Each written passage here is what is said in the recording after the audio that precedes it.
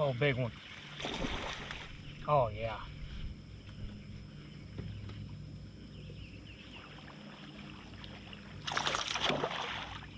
There we go. Oh, yeah. Heck yeah. Oh, gosh. Just choked it sideways. Look at that. Man.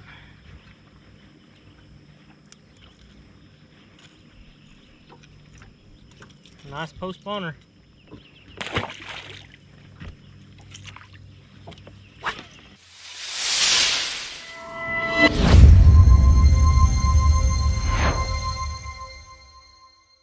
YouTube, what's up? Back again for another daily fishing video here on Andrew Upshaw Fishing.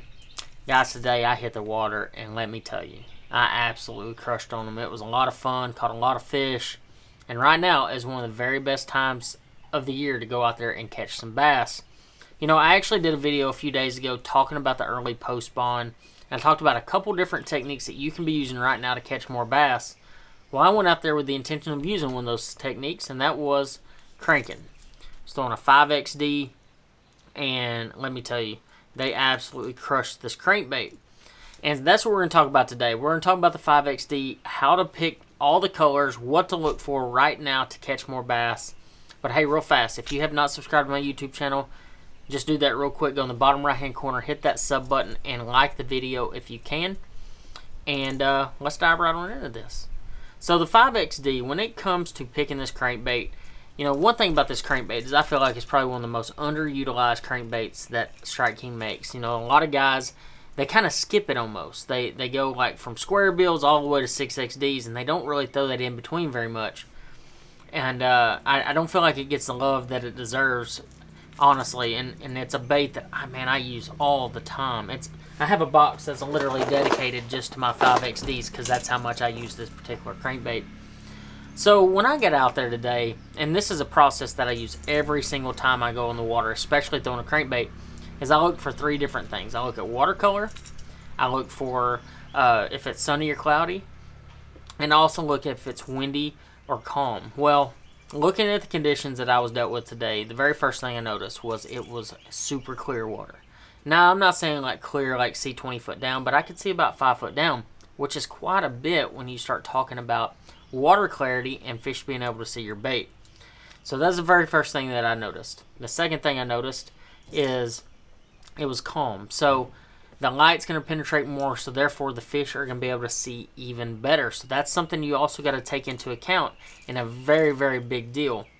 The other thing was it was sunny. It was not cloudy. It was high sun, calm, and clear. And a lot of times that is a recipe for disaster when it comes to throwing a crankbait.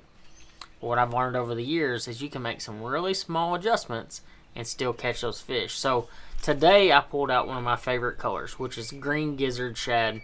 This is the color I throw when I'm dealt with those particular conditions, from calm, clear water, and sunny.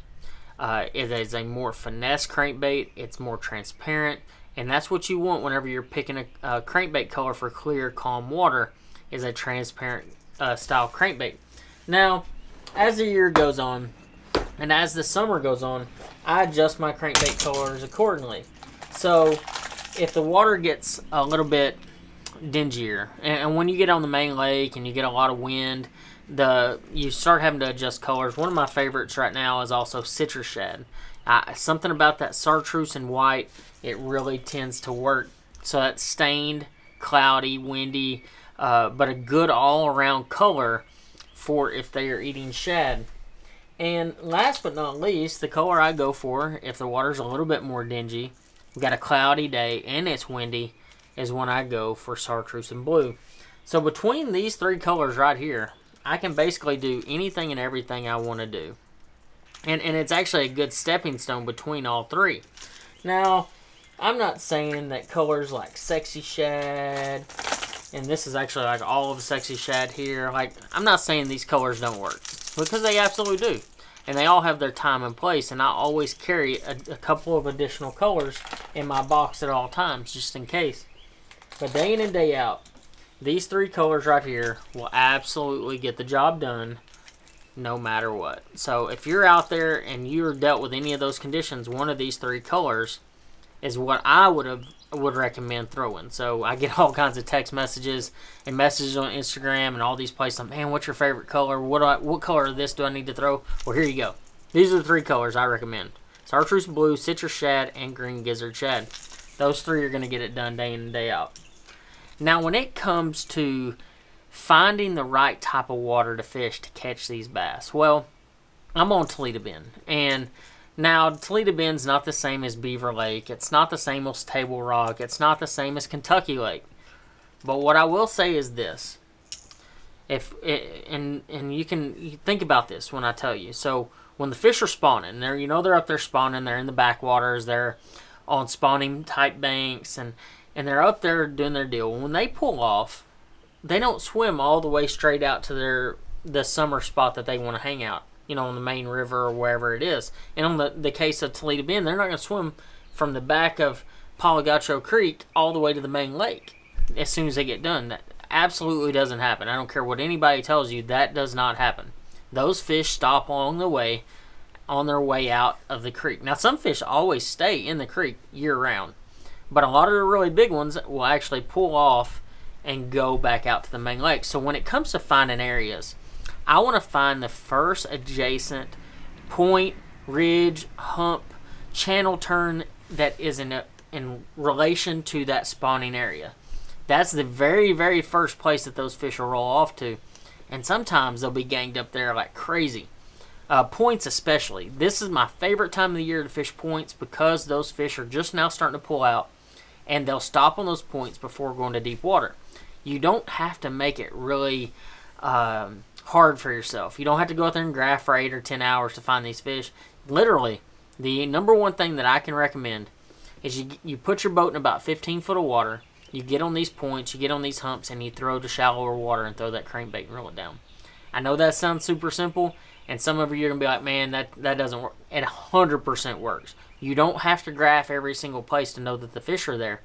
If it's an adjacent point to a spawning area, and you know for a fact that, say back in this creek, right here, right down this bank is where these fish are spawning, and there's this perfect point sticking off and it has maybe a channel turn on it, 1000% there's going to be bass on that point. And all you got to do is set your boat right, make that cast, and catch your fish. Color, honestly, color is probably one of the most important things you can focus on right now when it comes to cranking. And as the year goes on, not so much. But right now, as soon as they pull off, it's a very, very important aspect of throwing that crankbait, especially a 5XD, up in the water column. And that's what you're basically doing. You're not fishing it out in 20 foot of water where color might not make as big a difference. But up there in that 10 to 12, 14 foot range, 100% it does.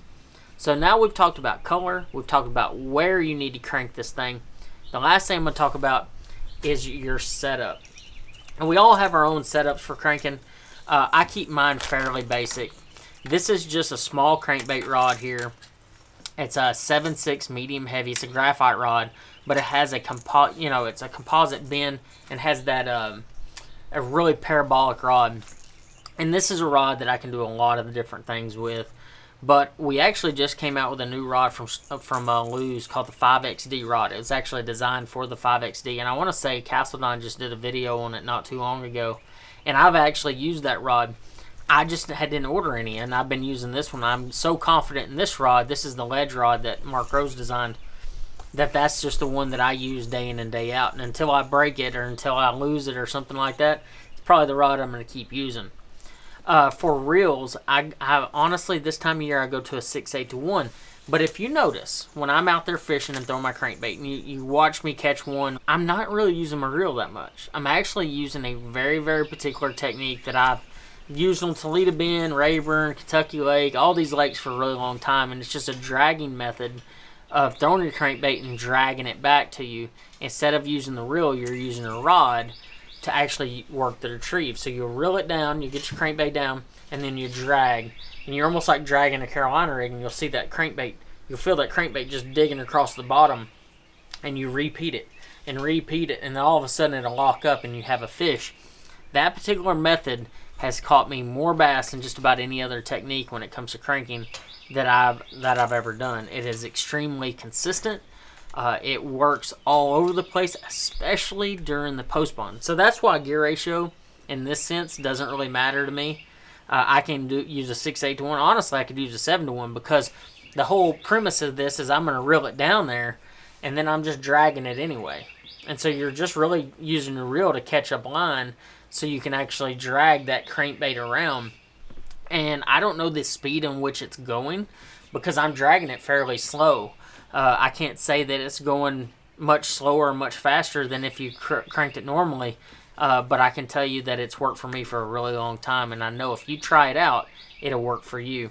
When it comes to line diameter, it all depends on the depth of water I'm trying to crank. If I'm trying to get that 5XD to max depth, I'm going to throw it on 10-pound test, and it's going to hit about 14 foot, especially with a really long cast. But for the sake of fishing for big fish and being around really big ones, a lot of times I will upsize that to like 12 to 14 pound test, depending on if the depth that I'm fishing. If I'm only fishing 10 foot of water, I'll throw it on 14 all day. And you can actually land a lot of those really big ones, especially around timber like we have at Toledo Bend, and not have any issues whatsoever. So pay attention to the depth you're using. Pay attention to where the fish are spawning and find those little bitty adjacent places away from them, and you'll be surprised how many bonus fish and extra fish and big fish that you catch. I caught quite a few in the 3 to 4 pound range today. I never caught one of the real big ones, but I promise you if I went out there tomorrow, I'd probably catch one of the big ones because tomorrow's going to be the right weather day. But hey guys, I hope y'all enjoyed this video. If y'all get a chance, make sure you subscribe to my channel. I know I've been on a hiatus, but I'm telling you right now, you're about to see a ton of content coming from me, and for a good reason. We're going to be shooting a bunch for you, and hopefully putting out some good stuff. So make sure you share it with your friends, especially those fishing buddies that can't seem to catch a break. Appreciate y'all watching, and I'll see you on the next video.